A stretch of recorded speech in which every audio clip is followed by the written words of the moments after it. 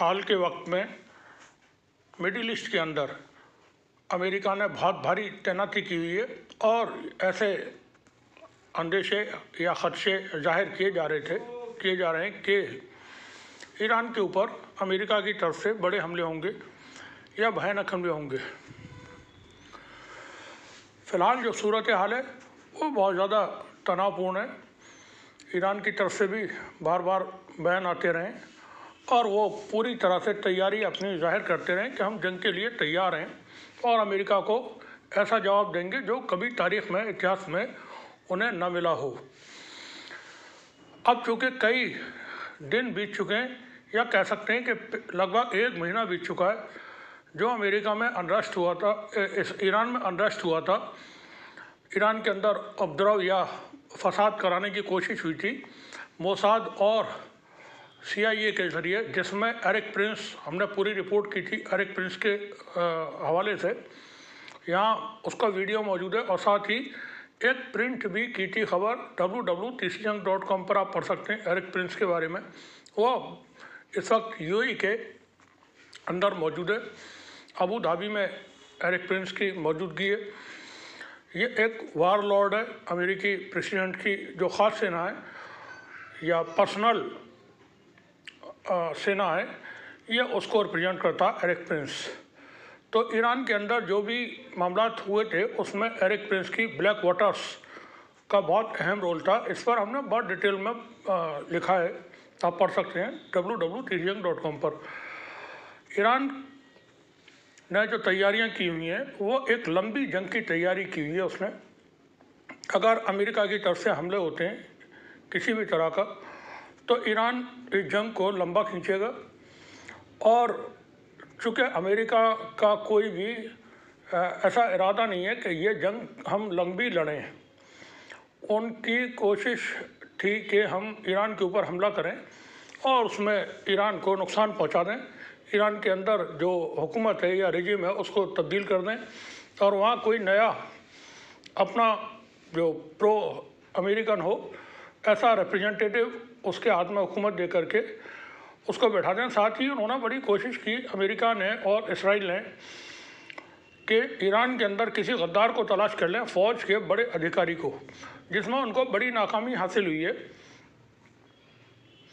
कि अगर जिस तरह से मुड्रो का हुआ था उस तरह का हम कोई इवेंट यहाँ भी सक्सेसफुली अंजाम दे सकें। मुड्रो को आपको मालूम होगा वेनेजुएला में अमेरिकी राष्ट्रपति ने उसको अपहरण करवा लिया और इस वक्त वो अमेरिका की जेल में बंद है, वेनेजुएला का राष्ट्रपति। और वो पूरा का पूरा जो एपिसोड था वो 2 घंटे 34 मिनट के अंदर ख़त्म हो गया था। जो कार्रवाई थी बहुत छोटी सी हुई थी और वहाँ वेनेजुएला के जो आर्मी थी और नेवी थी, एयरफोर्स, उनके जो टॉप कमांडर्स थे, इंटेलिजेंस चीफ जो मुड्रो की निगरानी करता था या पूरे वेनेजुएला की तमाम खुफिया जानकारियाँ उसके पास होती थी, इन सब को अमेरिका ने पहले ही ख़रीद लिया था, जिसकी वजह से वहाँ उनको कामयाबी मिल गई।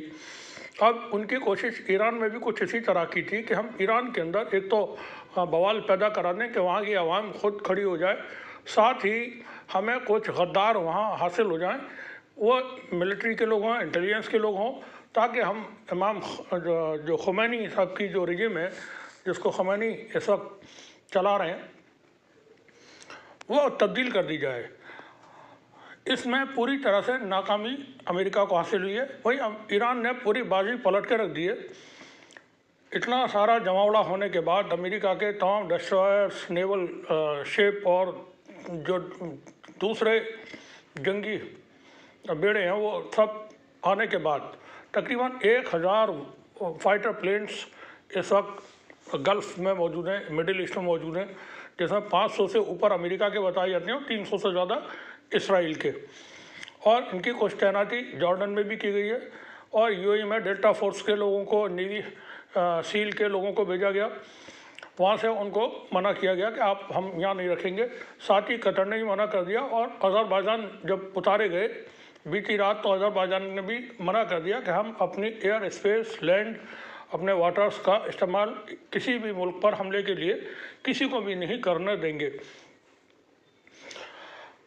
इस वक्त जो चीज़ें हैं वो थोड़ी आसान सी नज़र दिखाई दे रही हैं, आसानी से नज़र आ रही हैं कि चीन को इनवाइट कर लिया ईरान ने, रूस को इनवाइट कर लिया ईरान ने, और ये तीनों मुल्क मिलकर के गल्फ़ ऑफ ओमान में और गल्फ़ ऑफ पर्शियन गल्फ़ में प्रैक्टिस करेंगे, नेवल एक्सरसाइज करेंगे तीनों मुल्क।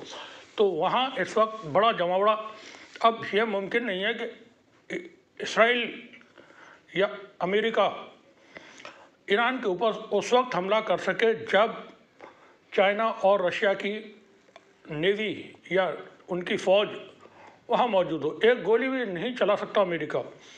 हम कल का एक बयान बता दें डोनाल्ड ट्रंप का, उन्होंने कहा कि रूस के राष्ट्रपति व्लादिमीर पुतिन के ऊपर मैं बहुत भरोसा करता हूं और वो मेरी बात मानते हैं।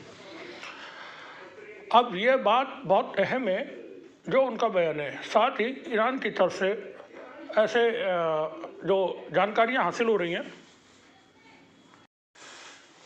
कि अमेरिका और ईरान के दरमियान इस वक्त टॉप लेवल पर बातचीत जारी है, और यह बातचीत जारी है, इसका हमने पहले भी आपको बताया था वीडियो में कि ये ओमान में और कतर में बातचीत हो रही है। साथ ही स्विट्ज़रलैंड में हुई थी जहाँ कोई पेशरफ्त नहीं हो पाई थी, और इस वक्त तुर्की और सऊदी अरब दोनों बीच में पड़े हुए हैं।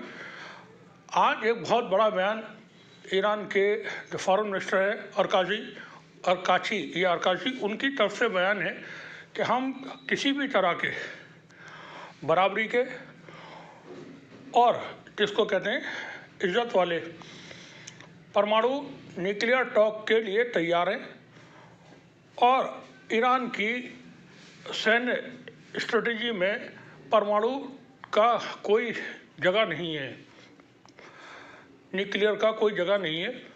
ये हमारी फौजी जो अपनी उनकी हिकमत है उसमें शामिल नहीं है। तो ईरान ने पूरी तरह डिनाई कर दिया है कि उसका कोई प्रोग्राम न्यूक्लियर बम वगैरह बनाने का है, न्यूक्लियर पावर हासिल करने का है।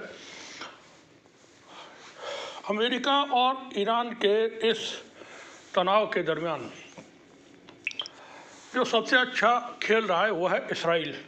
इसराइल अपने आप को बचा के पड़ा हुआ है। और देखें, एक बात और समझ लें, यहाँ पर अमेरिकी प्रेसिडेंट डोनाल्ड ट्रंप भी गेम खेल रहे हैं। वो ईरान पे हमला करने के लिए आए हैं या किसी और मकसद से आए, अभी ये भी नहीं कहा जा सकता।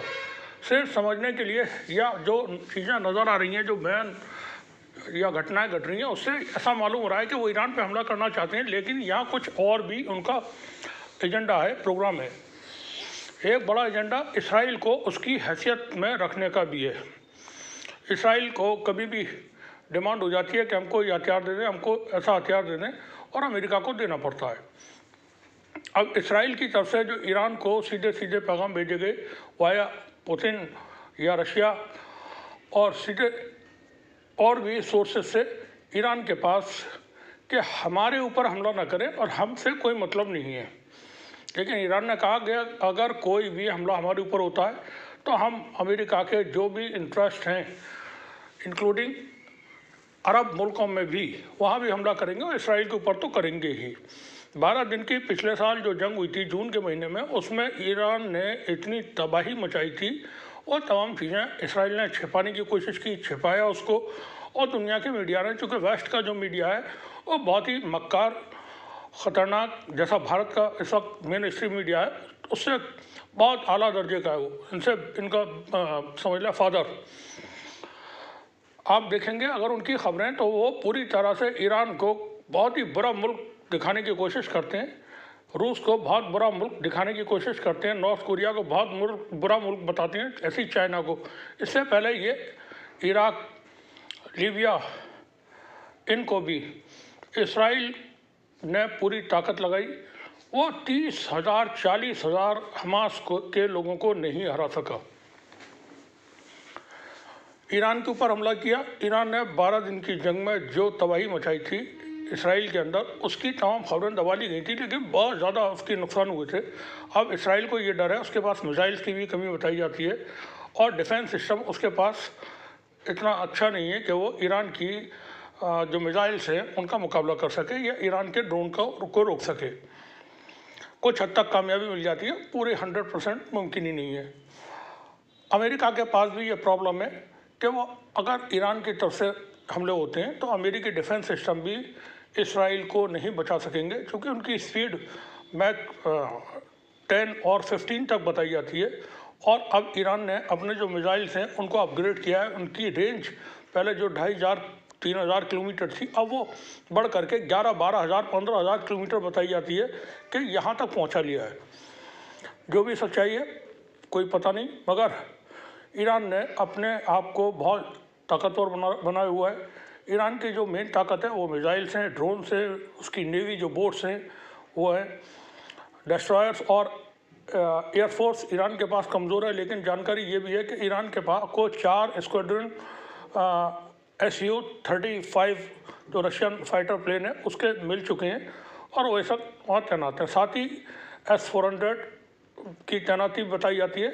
और चाइना की तरफ से जो डिफेंस सिस्टम है, मॉडर्न डिफेंस सिस्टम है, हाईटेक, वो ईरान को प्रोवाइड करा दिया गया है। अब यहाँ अगर कोई भी कुछ इंसिडेंट होता है, कोई कार्रवाई होती है ईरान के ख़िलाफ़, तो ये वॉर होगी इलेक्ट्रॉनिक वॉर, जिसमें ईरान की तरफ से आप टेक्नोलॉजी का इस्तेमाल देखेंगे कि वो बहुत मुमकिन है अमेरिका के B-2 बॉम्बर्स को मार गिराएं। और अगर एक भी B-2 को मार गिराया जाता है ईरान की तरफ से, या जो इनके डिस्ट्रॉयर्स और जो बेड़े पहुँचे हुए हैं उनको डुबो दिया जाता है समंदर के अंदर, तो फिर अमेरिका को बहुत भारी नुकसान होगा और अमेरिका को भागना पड़ेगा, क्योंकि अमेरिका के पास कोई ऐसा जरिया नहीं है। अगर अरब के मुल्क अमेरिका के दबाव में नहीं आते हैं, ज़मीन से वो कार्रवाई करने की इजाज़त नहीं देते हैं, जैसा कि अभी नहीं दी है। कहा नहीं जा सकता कि कब वो अमेरिका के दबाव में आ जाए, चाहे वो सऊदी अरब हो या UAE या कतर या और बहरीन वगैरह, क्योंकि अमेरिका का प्रेशर बहुत है, ताकत बहुत है। वो कभी भी धमका करके किसी भी बात पे कह सकते हैं कि ठीक है हमें, या बिना बताए भी घुसाएं तो वो शायद न रोक सकें। अमेरिका अपनी फ़ौज मैदान में नहीं उतारेगा, क्योंकि रूस और यूक्रेन की जंग का हाल पूरी दुनिया देख रही है। और अमेरिका ने अफ़गानिस्तान में देखा क्या हाल हुआ उसका, इराक़ में देखा क्या हाल हुआ उसका। अभी पिछले ही साल 2025 के दिसंबर में इराक़ से आखिरी टुकड़ी जो अमेरिका की थी वो निकली है और पूरी तरह से इराक़ खाली हुआ है अमेरिकी फोर्सेस से।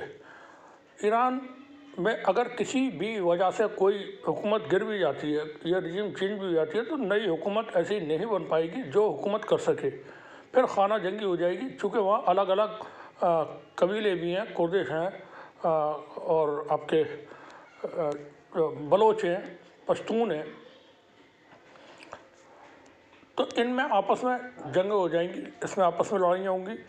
अब अरब के सबसे बड़े आबादी के एतबार से सबसे बड़े मुल्क जिसकी आबादी तकरीबन 10 करोड़ है ईरान की, वहाँ अगर सिविल वॉर जैसी सिचुएशन होती है तो ये फिर यहाँ माइग्रेशन शुरू होगा और तमाम तबाही होगी और ये पूरा जो रीजन है वो उससे असर पड़ेगा। साथ ही यूरोप के अंदर भी असर पड़ेगा।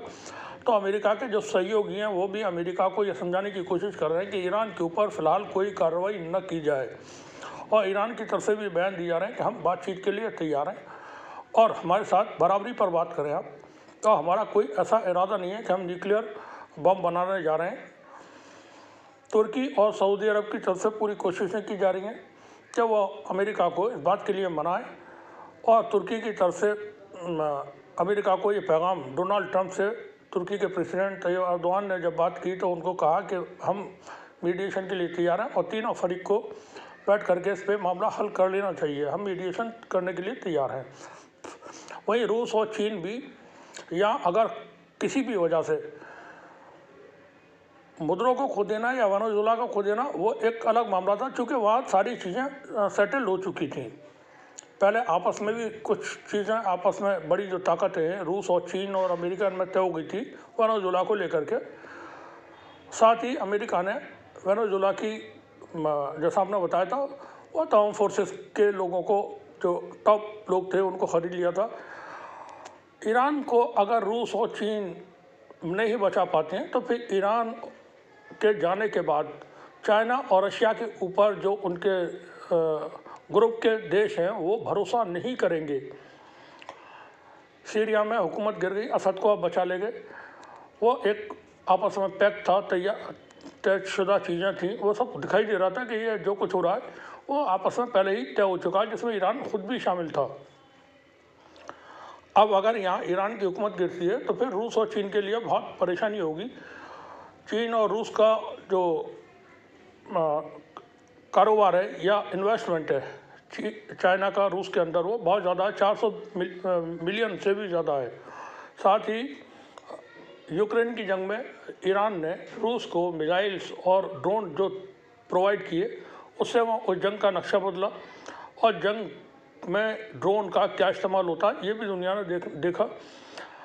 अभी ये उम्मीद है कि ये जंग नहीं होगी, हमारा ये मानना है फिलहाल कि ये जंग नहीं होगी, क्योंकि दुनिया की ताकतें इसमें अब इन्वॉल्व हैं और वो प्रेसिडेंट ट्रंप को समझा रही हैं। ट्रंप शायद कुछ और गेम खेल रहे हैं यहाँ पर, ऐसा महसूस होता है कि वो ईरान के ऊपर हमला करने के बजाय किसी और काम के लिए आए हुए हैं। और उसमें मुमकिन है कि ये जो यहूदी लॉबी है, ज़ायनिस्ट लॉबी है, या इसराइल जो अमेरिका से कभी भी जिद करके कि ये करिए वो करिए, तो वो दिखा रहे हैं कि हम तो ईरान पे हमला करने जा रहे हैं। अब इसराइल बार बार अमेरिका से भी कह रहा है कि आप हमला मत करिए, और अगर हमला किया तो ईरान हमारे ऊपर भी हमला करेगा। अब ईरान को ढाल बना करके अमेरिका इसराइल से, नेतन्याहू से ये कह सकता है कि आपको हथियार चाहिए, लाइए पैसे नकद में दीजिए, आप जो उधार में ले जाते हो, मुफ्त में ले जाते हो, वो अब नहीं चलेगा, आप पैसा दीजिए और सामान दीजिए हमसे, और ऐसे चीज़ें नहीं चलेंगी। तो होता कुछ है, दिखता कुछ है। अभी उम्मीद ये है कि जंग नहीं होगी, जंग टलेगी, और ईरान और अमेरिका और कुछ और मुल्क, जिसमें रूस भी शामिल हो सकता है, तुर्की शामिल होगा ही, सऊदी अरब शामिल होगा ही, कतर और ओमान शामिल होंगे ही, इराक की तरफ से भी रिप्रेजेंटेशन हो सकता है। ये सब मिल करके बैठें और बातचीत करें, अमेरिका उसमें बैठे और कोई एक आपस में समझौता किसी लेवल पर हो जाए। शुक्रिया आप सभी का।